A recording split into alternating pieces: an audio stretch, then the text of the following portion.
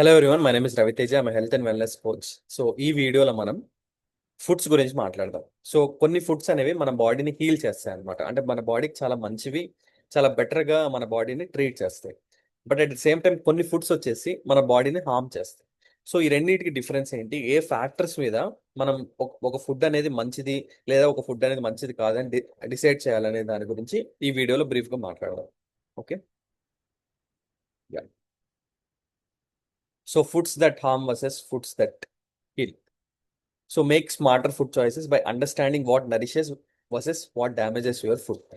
So ఏది మీ బాడీని Nourish చేస్తుంది, ఏది మీ బాడీని బెటర్ స్టేట్లో పెడుతుంది, లేదా ఏది మీ బాడీని డ్యామేజ్ చేస్తుంది, ఈ రెండింటికి డిఫరెన్స్ అర్థమైతే మనం మన డైటరీ చాయిసెస్ అనేది, ఫుడ్ చాయిసెస్ అనేది బెటర్గా తీసుకోవచ్చు అనమాట.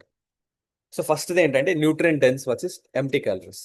న్యూట్రియంట్ డెన్స్ అంటే ఒక ఫుడ్లో దాంట్లో బాడీకి కావాల్సిన న్యూట్రియంట్స్ చాలా ఉంటాయి అనమాట. For example vitamins and minerals అవ్వచ్చు, ఫైబర్ అవ్వచ్చు, ప్రోటీన్ అవ్వచ్చు. ఇది ఇలా బాడీకి కావాల్సిన న్యూట్రియంట్స్, ఆ న్యూట్రియంట్స్ వల్ల బాడీలో చాలా ఫంక్షన్స్ అనేవి జరుగుతాయి. సో ఆ న్యూట్రియంట్స్ ఏదైతే దొరుకుతాయో ఆ ఫుడ్స్ మన బాడీని హీల్ చేస్తాయి. ఫర్ ఎగ్జాంపుల్ ఫ్రూట్స్ తీసుకోండి, వెజిటబుల్స్ తీసుకోండి, మిల్లెట్స్, నట్స్, ఇవన్నీ ఏంటంటే చాలా న్యూట్రియంట్ డెన్స్ అనమాట. దానికి ఆపోజిట్ ఏంటంటే ఎంటీ క్యాలరీస్. ఎంటీ క్యాలరీస్ అంటే ఓన్లీ క్యాలరీస్ ఉంటాయి, దాంట్లో న్యూట్రియంట్స్ ఏమి ఉండవు. అవి మన బాడీని హార్మ్ చేస్తాయి. సో అవి ఎలా ఐడెంటిఫై చేయాలంటే, మీరు తిన్న తర్వాత, అంటే మీరు తిన్నప్పుడు ఒక ఎనర్జీ వస్తుంది, కానీ తినడం అయిపోయిన తర్వాత ఎమ్మటే ఒక ఎనర్జీ క్రాష్ అయిపోద్ది అనమాట. అంటే సడన్గా ఎనర్జీ డ్రాప్ అయిపోద్ది. అండ్ మిమ్మల్ని ఎంత తిన్నా సరే మళ్ళీ ఈజీగా ఆకలేస్తుంది. ఫర్ ఎగ్జాంపుల్ మీరు చిప్స్ తీసుకోండి, soft drinks, pastries, what ever, ఈ షుగరీ ఫుడ్స్, ఇవన్నీ కూడా ఏంటి, తినేటప్పుడు చాలా మంచిగా ఉంటాయి, మంచి ఎనర్జీ ఇస్తాయి. కానీ తినడం అయిపోయిన తర్వాత ఇమీడియట్గా మళ్ళీ హంగర్ ఫామ్ అవుద్ది, ఎనర్జీ అనేది క్రాష్ అవుద్ది. సో ఈ ఫుడ్స్ అనేవి హార్మ్ఫుల్. న్యూట్రియం డెన్స్ ఫుడ్స్ అనేవి మన ఎనర్జీని సస్టైన్ చేస్తాయి, ఎప్పటికీ ఎనర్జీని లో కానివ్వు అనమాట. సెకండ్ థింగ్ వచ్చేసి obviously natural versus processed. So natural అంటే స్ట్రైట్ ఫ్రమ్ నేచర్. సో చాలా మినిమంగా ప్రాసెసింగ్ ఉండి మ్యాక్సిమం న్యూట్రిషన్ ఉన్నవి, హోమ్ మేడ్ థింగ్స్. సో ఇంట్లో చేసుకుని ఎప్పుడైనా మంచిది కదా. సో మీరు కంట్రోల్ ఇంగ్రీడియంట్స్తో ఎక్కువ రిఫైన్డ్ ఆయిల్స్ వేయకుండా, ఎక్కువ షుగర్స్ వేయకుండా చేస్తారు కాబట్టి home food is a kind of natural thing. దానికి ఆపోజిట్ ఏంటంటే ప్రాసెస్డ్ ఎక్కడ జరుగుతాయి, ఫ్యాక్టరీ ప్రొడక్షన్లో జరుగుతాయి. సో ఆ ఫ్యాక్టరీలో మనకి ఏం చేస్తారో తెలియదు. సో కొన్ని కెమికల్స్ యాడ్ చేస్తారు, ప్రిజర్వేటివ్స్ యాడ్ చేస్తారు. అందుకే జనరల్గా మీరు చూడండి, ఒక ఫుడ్ ఎక్కువ కాలం ఉంటుంది ఏమి కాకుండా అంటే దాంట్లో ప్రిజర్వేటివ్స్ యాడ్ చేశారని అర్థం, లాంగ్ టైం సస్టైనబుల్ కోసం.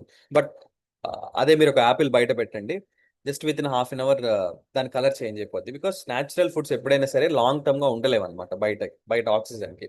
బట్ ఈ ప్రాసెస్డ్ ఫుడ్స్ అనేవి లాంగ్ టర్మ్ గా షెల్ఫ్ లైఫ్ అంటారు దాన్ని. అందుకే మీకు బికాస్ లెట్స్ ఒక ప్రొడక్ట్ డిమార్ట్ లో ఉందనుకోండి, లేదంటే ఏదో ఒక స్టోర్ లో ఉంటే అది మీరు లాంగ్ టర్మ్ ఉంటేనే ఆ, అది సేల్ అవుతుంది కదా. సో అది కీ డిఫరెన్స్ అనమాట.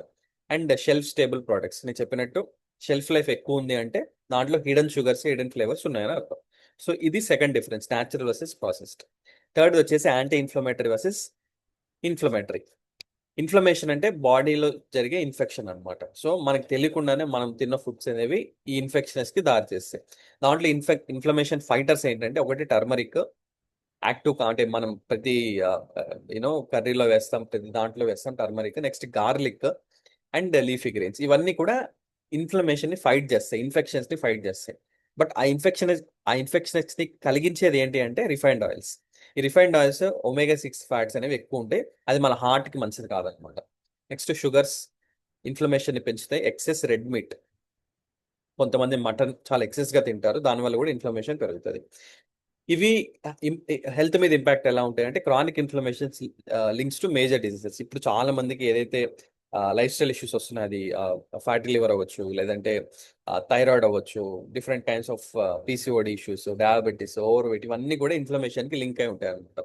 అండ్ ఈ యాంటీ ఇన్ఫ్లమేటరీ డైట్ వల్ల జాయింట్ పెయిన్స్ కూడా బెటర్గా అవుతాయి, స్కిన్ కూడా బెటర్గా ఇంప్రూవ్ అవుతుంది.